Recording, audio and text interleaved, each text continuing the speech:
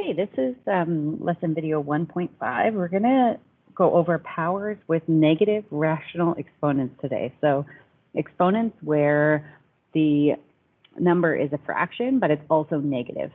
Okay, before we get into the lesson though, we want to review what we learned about negative exponents in the past, and we also want to review what we learned last lesson about rational exponents. So let's get started here with this example, 5 to the power of negative 2. So I mentioned this in the previous lesson, but a negative sign in math often refers to something being the opposite. So in an exponent, 5 to the power of positive 2 means multiply 5 twice. So what 5 to the power of negative 2 says is do the opposite of that. So the opposite of multiplying is dividing. So what this says is divide by 5 twice. So it'd be 1 over 5 squared, or 1 over 5 times 5, which is 1 over 25. So these numbers are actually reciprocals, which just means they're kind of the flipped versions of each other, reciprocals. So that's what a negative exponent means, and we're going to be using those today. And this question is just a little review of the previous lesson. So what we learned last lesson is that when we have a fractional power, we want to split that fraction up. And we can split it up in 2 different ways. We can write, actually I'm going to use red here to indicate this. We can think of 3 over 2 as 1/2 times 3. Or we can think of 3 over 2 as 3 times 1/2.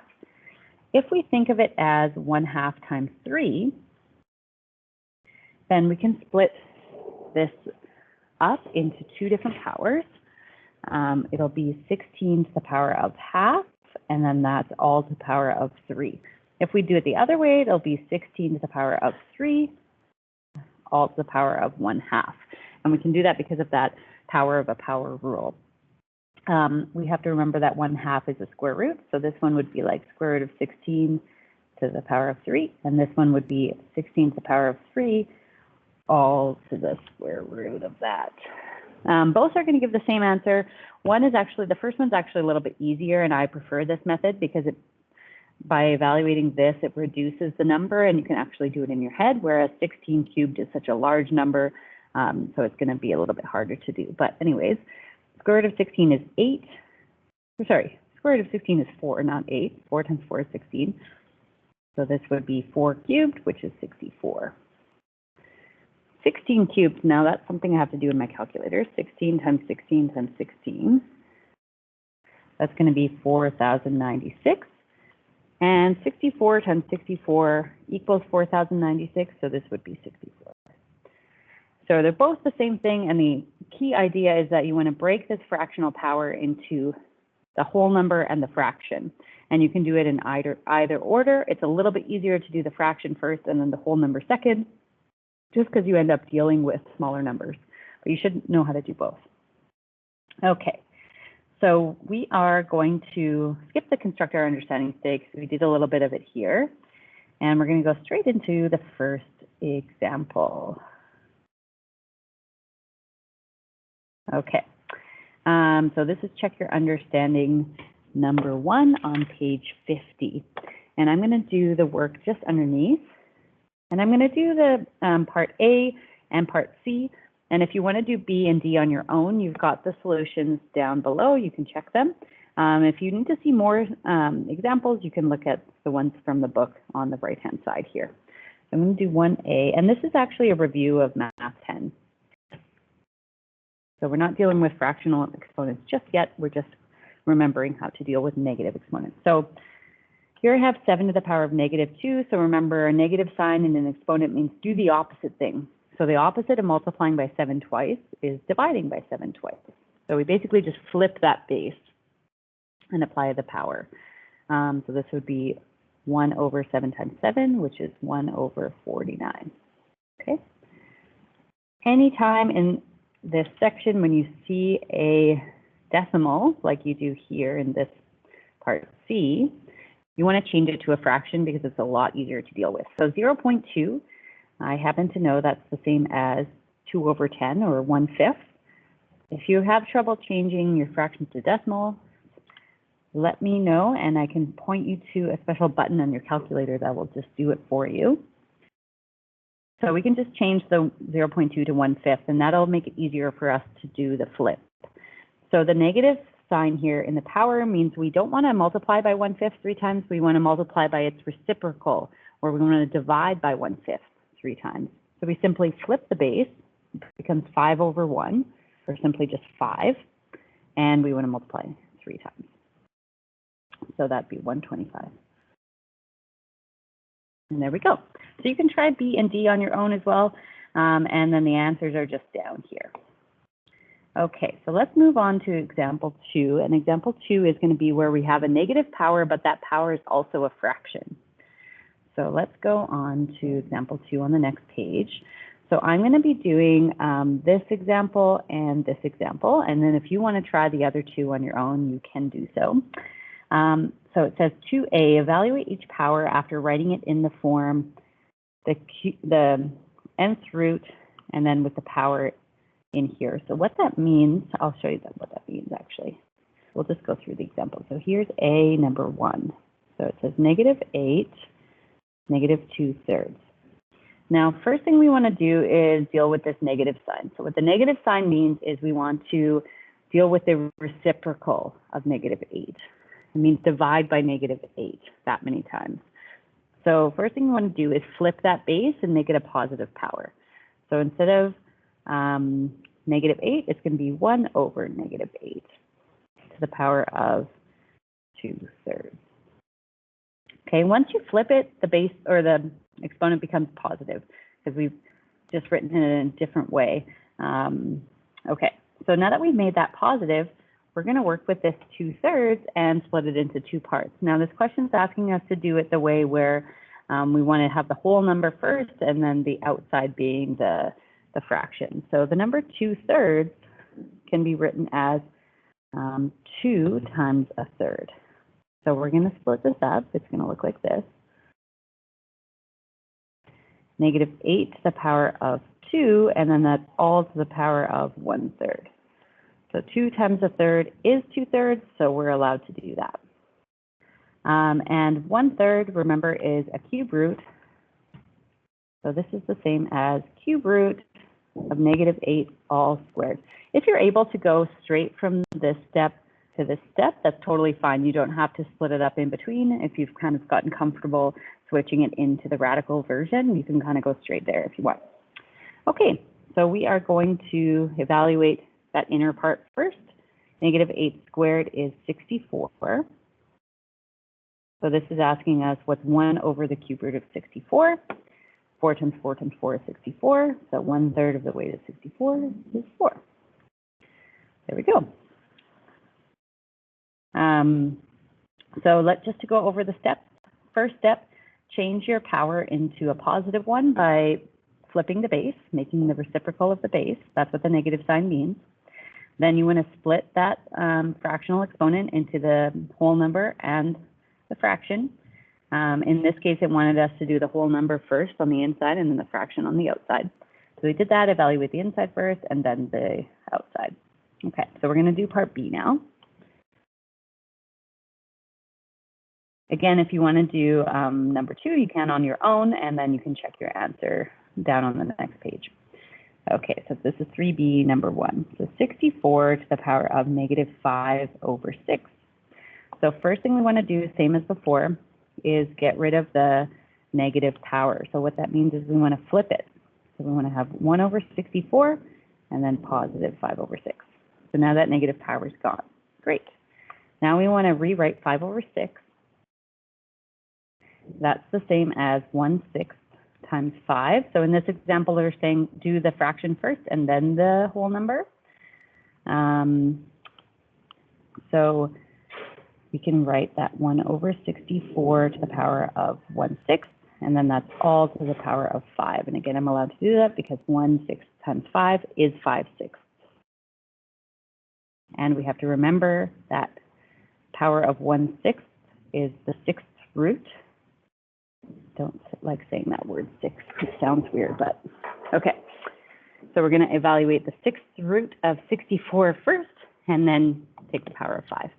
So if I multiply 6 2's together, I get 64. You can check on your calculator, 6 2's in a row multiplied together equals 64. So 1/6 of that is 1/2. And then I want to do the power of 5 still. And if you multiply 5 2's together, you get 32. Okay, there we go. And again, you can try the second one on your own if you want. The only difference between A and B was that in A, we split it up where the whole number was first. And then in B, we split it up where the fraction was first. You should get the same answer in doing either method. And if you have extra time on a test, for example, you could do both and then just double check you have the same answer. Okay, so let's go ahead and go to the next question. In the next question, we're going to have the base being a fraction and the exponent being a fraction. And again, I'm going to do half the examples and then you can do the other half on your own and then ask me if you need help. And you can always look over here too for some more examples if you need it in the book. So we're doing check your understanding number 3 now. And our base is going to be a fraction and our exponent is going to be a fraction. So I'm going to go slowly through this because it can be a little bit confusing with all the fractions. Okay, so here's 4a, part 1. So it asks us to evaluate 1/8 to the -2/3. And it also says when we split up our fractional exponent, we want to do the whole number on the inside. Okay, so first thing we do, get rid of that negative exponent. Step 1,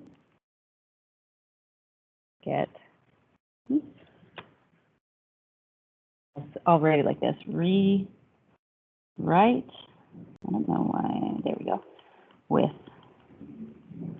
positive exponent. So remember what the negative sign means in an exponent. It means divide by the number or flip the base. So we want to flip the base here. So 1/8, it flips to 8/1. 8/1 is just simply 8. So I'm going to write 8. And what that does is it removes the negative sign. Now that we have our fractional exponent written out here, we can do step 2, which is split up the exponent. And this is what we've done before. Split up exponent. The question specifically asks us to do the whole number first. So 2/3 is the same as 2 times 1/3. So we're going to split up this 2/3 into 2 times 1/3. So this would be 8. Oh my goodness, what is going on with my pen? 8 squared, and then all to the power of 1/3. And we can remember that 1/3 power is the same as a cube root. So we're going to evaluate the middle and then the outer cube root. So 8 squared is 64. And cube root of 64 is 4. So step 3 here, evaluate 8 squared first, and then the cube root. I'm putting the steps just because these ones do get a little bit complicated, so you have those steps in case you need them.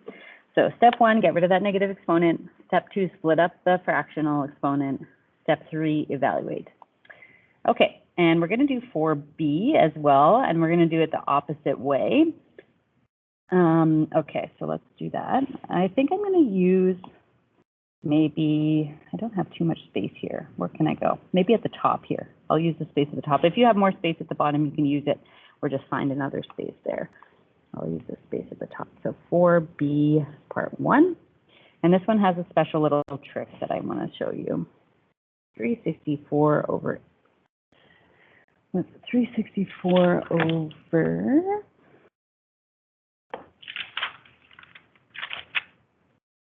324 over 64. Oops, sorry.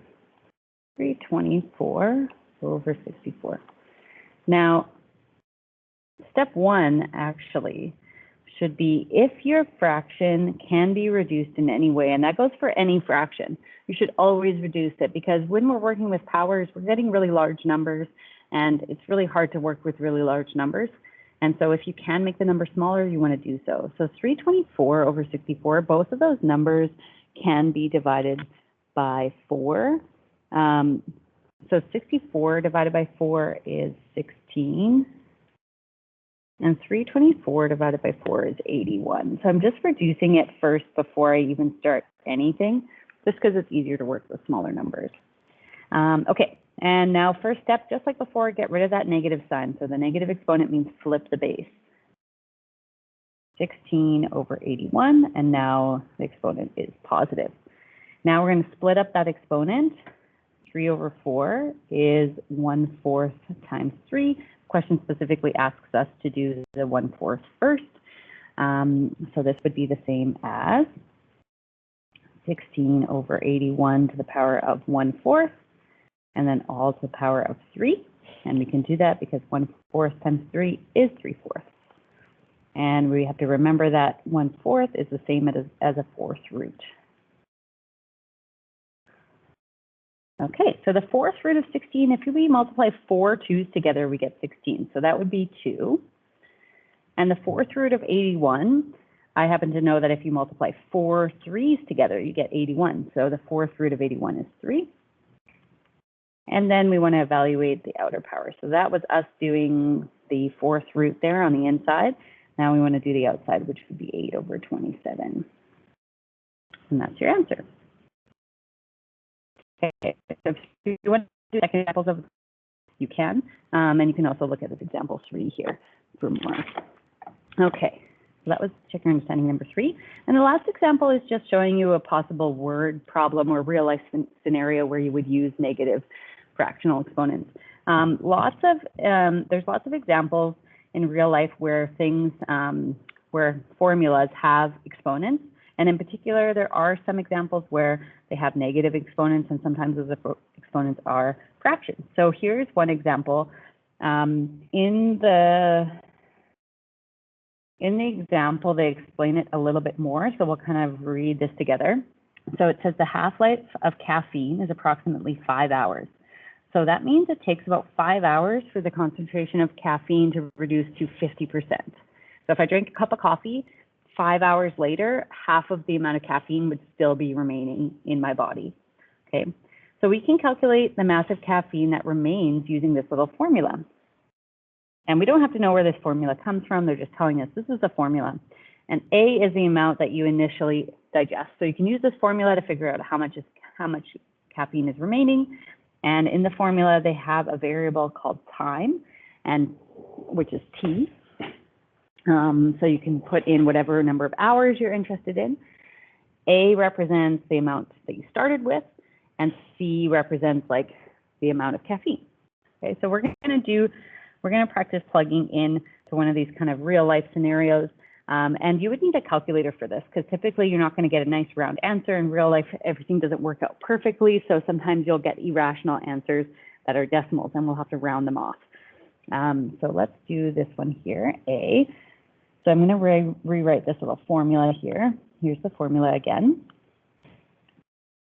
A times 2 to the power of negative T over 5. It's unfortunate because sometimes the negative signs kind of run into the fraction, but if the fraction looks extra long, it's a negative. I know that is not ideal. Okay, so and then it tells us that the number of hours is 12 and that the initial caffeine is 75. Initial caffeine, what is denoted by A, we're going to put that here. And the time is told to us to be 12 hours. So we're going to put that there.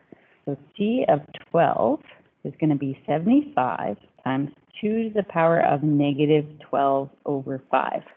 Now, BEDMAS says we should always evaluate exponents first and then any multiplying, dividing second.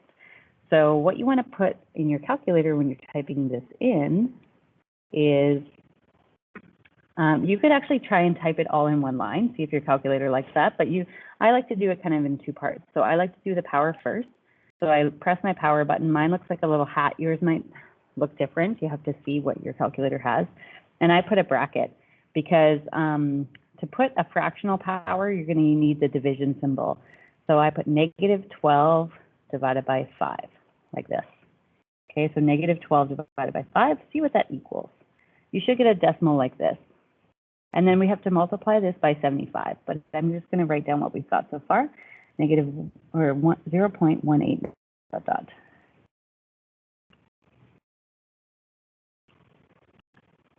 So we did this part first.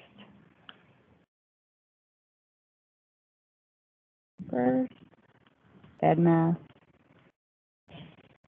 And your calculator can actually just, you don't have to memorize that. You can just simply go times 75, and notice it'll say answer. Your calculator should do the same. So you don't have to like type in that whole number. You can just click times 75 and your calculator will use the previous answer. So we get 14.20984281. That's an irrational number. So we're not going to have an exact answer, but the question does tell us round our answer to 1 decimal place. So we get, and I use a little dot on top of my equal sign to indicate I've rounded it because it's not exactly 14.2, but it's rounded to 14.2. So you should use the same. You can also use a little squiggly above your equal sign, and that indicates the same thing. So it means we're rounding off our answer and it's not exact. Yeah, there we go. So that's how to use one on your calculator for like a formula type question. All right, that's the end of the lesson. I'm going to stop recording.